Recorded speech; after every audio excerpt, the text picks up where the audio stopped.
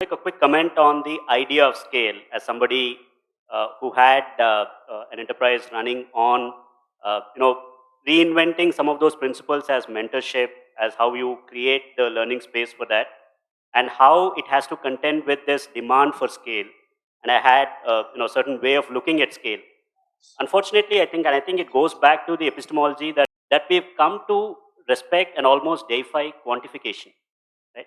And our idea of scale is the idea of 5,000 students, is 10,000 scholars, 100 centers. What can scale is the impact through idea and through thought. For the next 10 years, what we need to do is generate that system design, that learning space, a culture of learning where behaviors can be observed, taught, learned, internalized, and embodied. And then when the refinement happens, even a single teacher with that refinement, this is how the education was in Bharat. If you look at why do we remember Swami Vivekananda 150 years? Why is that such a power of energy that just awakens every single force that comes into contact with it? Why is that?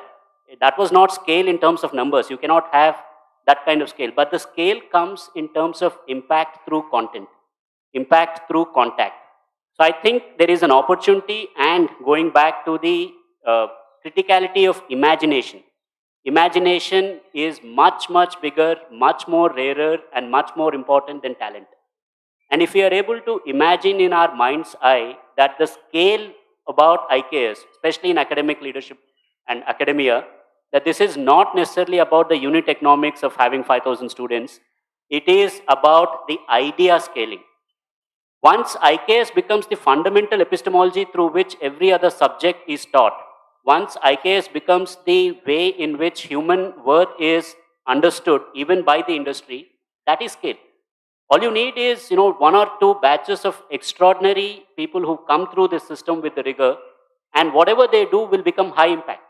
And that is scale.